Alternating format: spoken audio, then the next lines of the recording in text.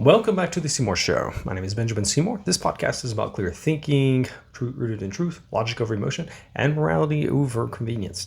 Today we're talking about obesity, food policy, and health in general. Topics that are emotionally charged, politically divisive many times, and discussed without much clarity.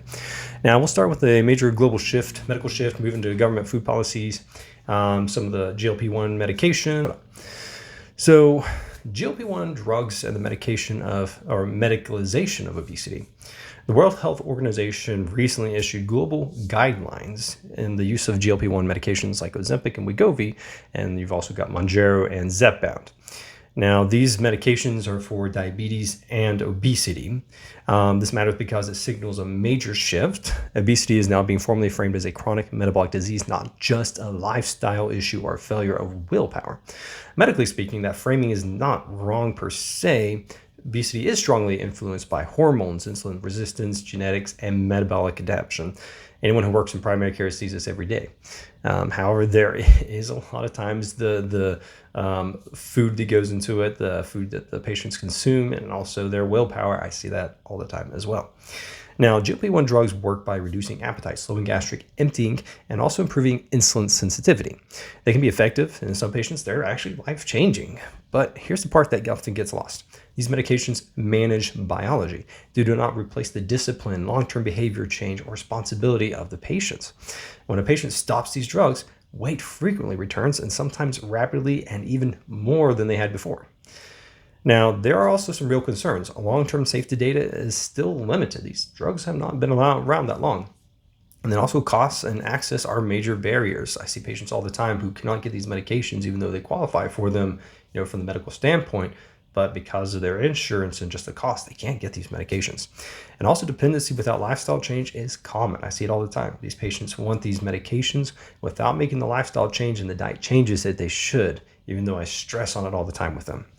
Now, from a clinical standpoint, GLP-1s are a tool. They're not a cure. They can help the patient, but they cannot fix a broken food environment, a culture that encourages constant overconsumption as well. Now, medicine can treat disease. It cannot replace wisdom. Before we move on, I want to add a caution that often gets buried under this miracle drug narrative. Some people react badly to GLP-1s and simply cannot tolerate them. I've had some patients like that. They've tried the medication and they just can't tolerate it, whether the side effects or some of the other stuff that goes on with them. And when this happens, patients, clinicians need to recognize and stop these medications early, these stop signs early, and not normalize the suffering that can come along if they continue these. A recent piece in The Independent tells the story of a woman named Emily who started the Ozempic for her type 2 diabetes. She initially had significant nausea, vomiting, and then developed worsening symptoms over time.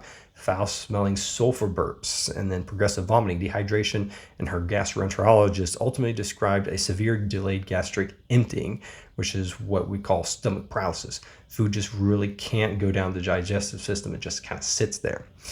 Her case is a reminder that for a small number of patients, these adverse effects can be life-altering. Now, let me be clear. Emily's story is one case. It's not a randomized trial. It does not prove that Ozempic causes permanent damage to everyone who feels sick, but it does illustrate a real clinical point. We have to take intolerance seriously, especially when the symptoms escalate instead of improving. Now, importantly, it's not just internet fear. The official prescribing information for Ozempic explicitly warns patients and clinicians to watch out for pancreatitis symptom, especially severe persistent abdominal pain, sometimes radiating to the back with or without vomiting. It also says that pancreatitis is suspected to discontinue Ozempic and initiate appropriate management. But beyond that, large observational work has reported increased risk of serious GI events like gastroparesis, like diagnoses and bowel obstructions in these GLP-1 users compared to some other weight loss medications. Observational data can't prove causation, and the absolute risk is still low, but it supports the principle that red flags are real and should not be minimized. Now, here's my practical checklist. Warning signs that could or should trigger stopping the medication and contacting your clinician right away. Severe persistent abdominal pain, especially with vomiting. That's a pancreatitis concern.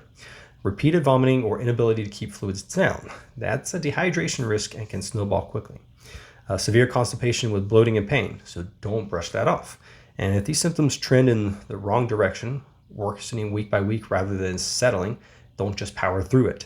The bottom line, GLP-1s are excellent tools, and for many patients, they are net positive, but they're not a casual lifestyle injections. And in Emily's case, the official warnings, these are a reminder for both patient and provider that they need to be alert and willing to stop early when the body is clearly saying this is not tolerable.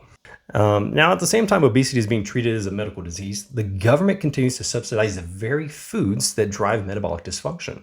Programs like SNAP are intended to prevent hunger and the goal that matters. But in practice, a large portion of subsidized food spending goes towards ultra-processed foods, refined carbohydrates, and sugar-sweetened beverages. This creates a contradiction.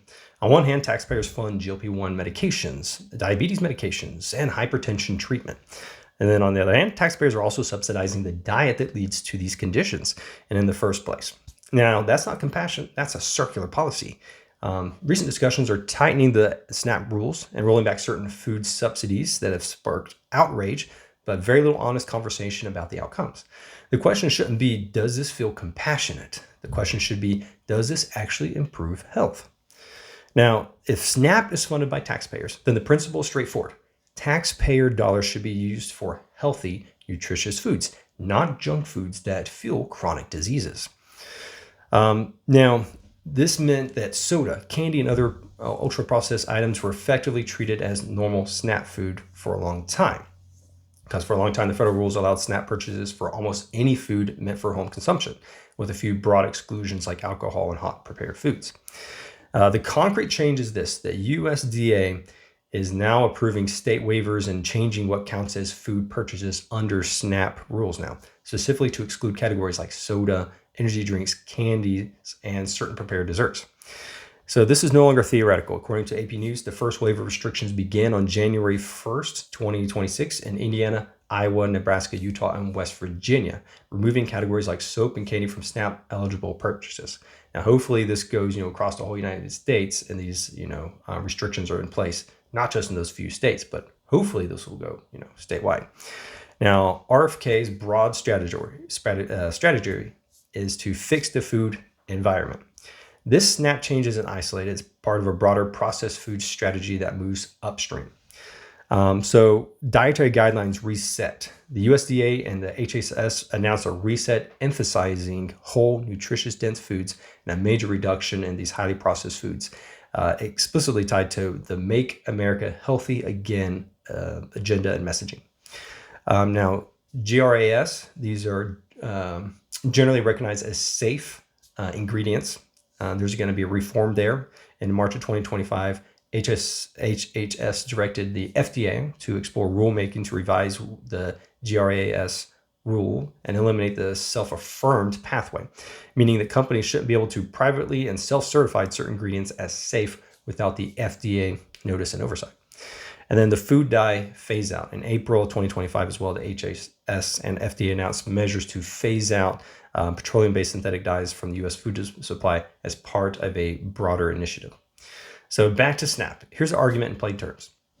SNAP's moral purpose is to prevent hunger, but preventing hunger shouldn't mean funding the most processed calories on the shelf. And if taxpayers are providing food assistance, the program should be structured to purchase nutrient-dense staples, food that helps people live, function, and thrive. Policy that ignores long-term consequences isn't kindness, it's negligence. And when government food policy rewards calorie quantity over nutritional quality, the costs don't disappear. They show up later in hospitals, clinics, and insurance premiums, and it ends up going to the taxpayers. Now, we all pay either upfront or with interest. Now, let me also say, there is also way too many people on SNAP right now. It is meant as a last resort to prevent Americans from going hungry. But there are many people who have taken advantage of this.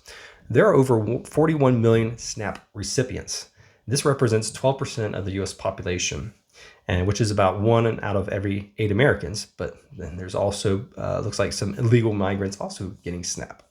If you believe SNAP should be tighter and more strictly reserved for true need, the scale matters.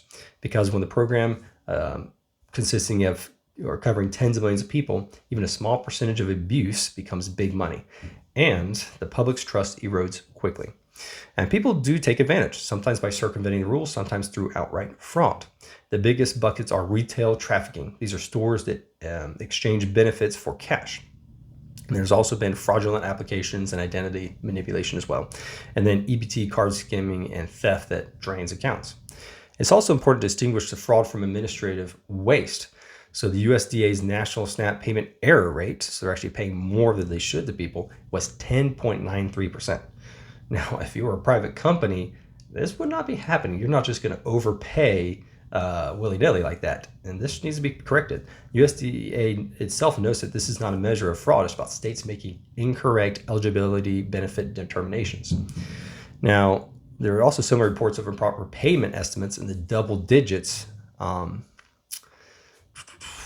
So like the wrong amount or that shouldn't have been paid, which is part of why this oversight and verification are politically back on the front burner.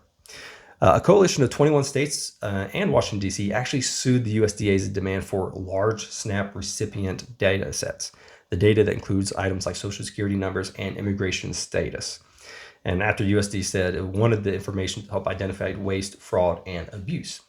The resisting states argue that the USDA demanded is overbroad and not clearly authorized, and that the data could be used or disclosed for purposes unrelated to administration of SNAP, such as immigration enforcement. A federal judge issued a temporary restraining order to prevent the USDA from actually collecting that data from those jurisdictions while the case proceeds. Now, if federal SNAP benefits are generally not available for undocumented immigrants, and there's this cultural political question that follows, when states say in effect, I don't want to hand over this data because it might be used for immigration enforcement, that tells you that SNAP rolls clearly intersect with immigration status and why they don't want to be scrutinized. So they probably have illegal immigrants, on these as part of these SNAP recipients. In closing, if you learned something or found this episode helpful, please share it. In the meantime, stay grounded in truth, keep emotions in check, and make logic a priority. This is the Seymour Show, and I'll see you next time.